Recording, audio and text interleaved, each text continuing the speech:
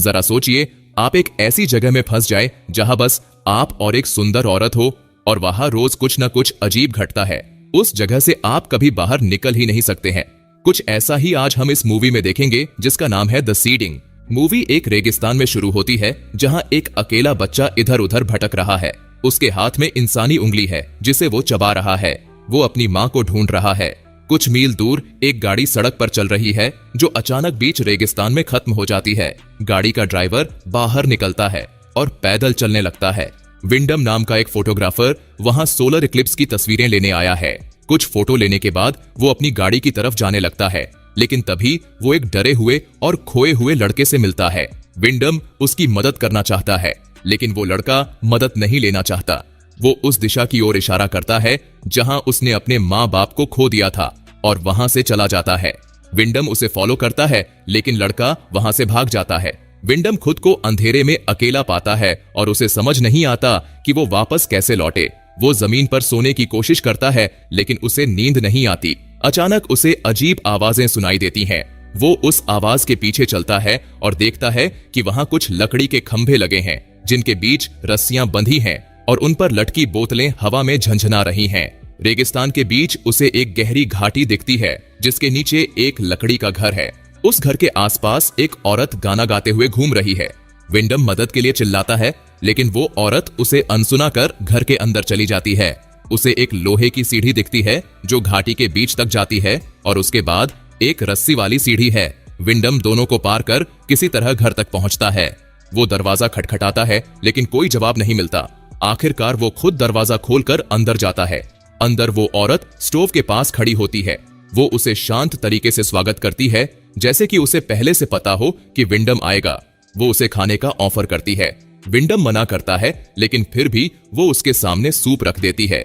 विंडम उसकी मेहमान नवाजी के लिए शुक्रिया करता है, लेकिन उसे सवाल करता है कि वो इस अजीब जगह से बाहर कैसे निकले। वो उस बच्चे का भी जिक्र करता है जिससे वो मिला था। औरत जिसका नाम एलिना है उसे सुझाव देती है कि वो सुबह तक आराम करे। विंडम उसकी बात मानकर सोने चला जाता है।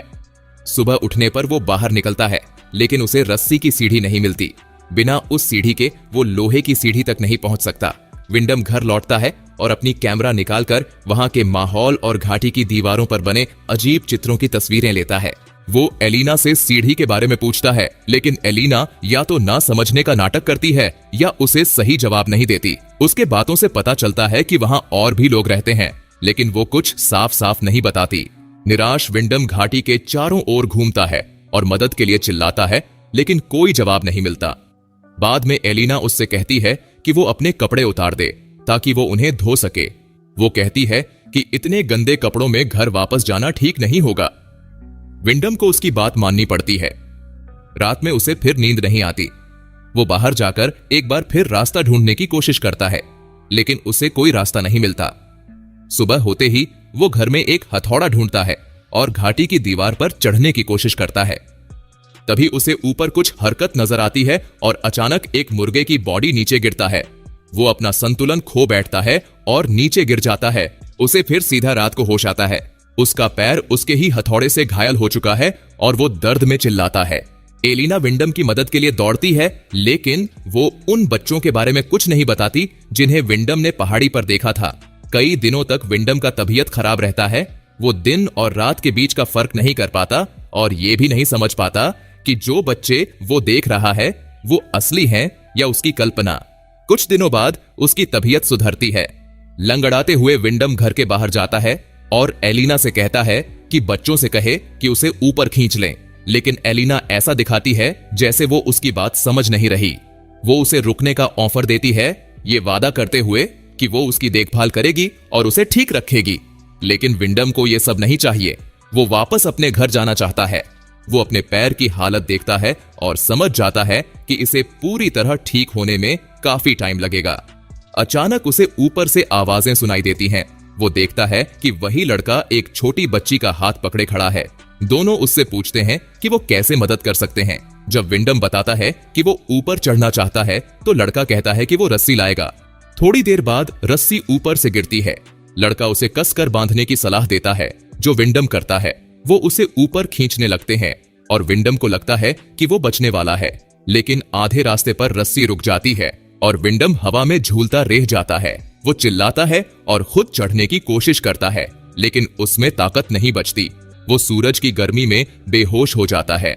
जब उसे होश आता है तो वो देखता है कि लड़का उसे पाइप से पानी छिड़क कर चिढ़ा रहा है। और भी बच्चे वहां आ जाते हैं। वो सभी अजीब कपड़े पहने हुए हैं जो शायद दूसरों से चुराए गए हैं। वो विंडम का मजाक उड़ाते हैं और रस्सी हिलाकर उसे घाटी की दीवार से टकराते हैं। वो एलिना को पुकारता है जो बच्चों पर गुस्से में चिल्लाती है, लेकिन विंडम फिर बेहोश हो जाता है। जब वो रात में जागता है तो खुद को बिस्तर पर पाता है। वो तुरंत उठने की कोशिश करता है और बाहर जाता है। एलिना उसे बताती है कि बच्चे अनाथ हैं जो इस रेगिस्तान में किसी तरह से जिंदा रहने के लिए इकट्ठा हुए हैं।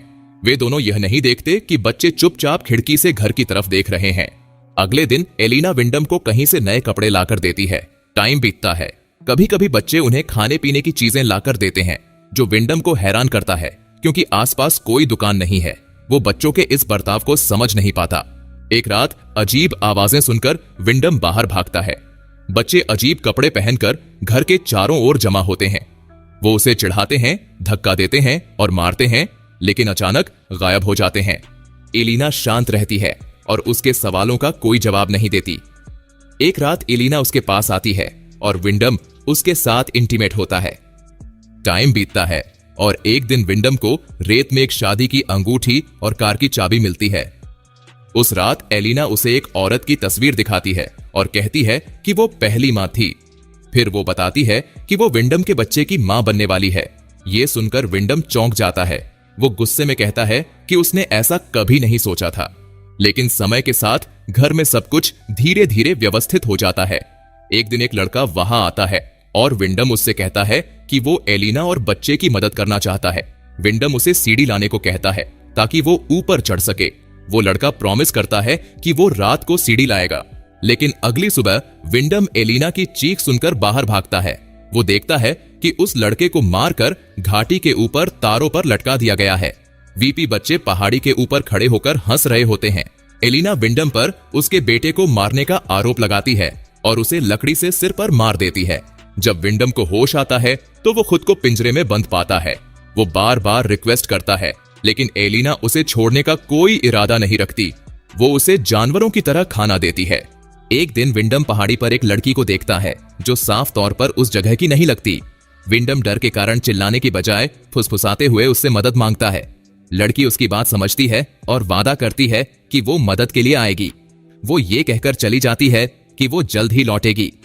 विंडम इंतजार करता रहता है और छिपकर एलिना को देखता है, जो अब गर्भवती है और अपने कामों में लगी हुई है। तभी वो चीखें सुनता है। वो देखता है कि जंगली बच्चे उस लड़की को पकड़कर घसीटते हैं और उसके सामने ही उसे मार डालते हैं। समय बीतता है और विंडम पिंजरे में बंद रहता है।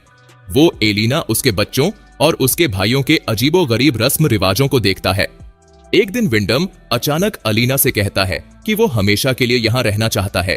वो उसके बच्चे को पालना चाहता है, एलिना को अपनी रानी बनाना चाहता है और यही उसकी चॉइस है। लेकिन चॉइस शब्द सुनकर एलिना हंस पड़ती है। वो कहती है कि उसके पास कभी कोई चॉइस थी ही नहीं। वो तो बस एक बीज था जिसे हवा यहां ले आई। ये बच्चा सिर्फ उसका है। वो कहती है कि विंडम पिंजरे में तब तक रहेगा जब तक बच्चा पैदा नहीं हो जाता। आखिरकार बच्चे के जन्म का दिन आ जाता है। एलिना दर्द से चिल्ला रही है और विंडम पिंजरे में बेचैनी से टहल रहा है। एलिना उसके पास आती है और उससे मदद मांगती है। वो कहती है कि उसने ऐसा मुश्किल जन्म पहले कभी नहीं दिया। वो विंडम को पिंजरे से आजाद करती है।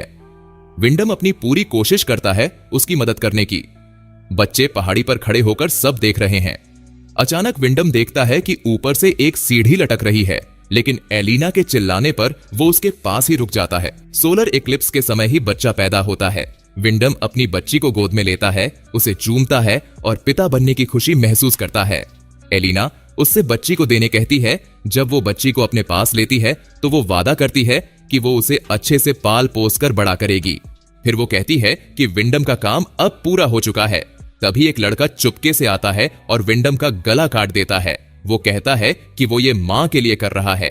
बाद में एलिना विंडम का सामान इकट्ठा करती है और उसे एक बक्से में रख देती है। फिर वो बच्ची के पास जाती है और कहती है कि सब कुछ ठीक हो जाएगा। इस बीच विंडम का शरीर आंगन में सड़ने लगता है। वहां घास उगने लगती है और उसका शरीर धूल में बदल जाता है। इसी के साथ इस अजीब फिल्म का अंत होता है। ये कहानी बेहद ही अजीब है।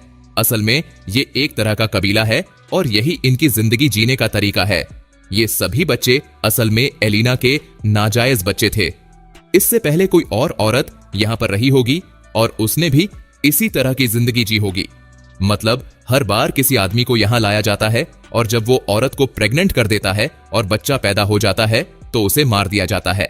अगर ध्यान दे तो हर बच्चा एक दूसरे से अलग थे, हालांकि ये एक ही मां से जन्मे थे। एलिना असल में कोई विक्टिम नहीं थी, बल्कि ये सब उसी के कहने पर हो रहा था जिसे उसकी मां ने उसे सिखाया होगा। वो बच्चा जिसको मार दिया गया था वो इनकी तरह पागल नहीं था, इसलिए एलिना ने अपने बाकी बच्चों को उसे मार देने कहा। वो रोना धोना बस एक नाटक था। इनका अपना अलग ही कोई धर्म था और जिंदगी जीने का अलग असूल। दोस्तों, अगर आपको हमारा ये एक्सप्लेनेशन पसंद आया हो तो इस वीडियो को एक लाइक जरूर करें और इस पर अपनी राय कमेंट जरूर करें।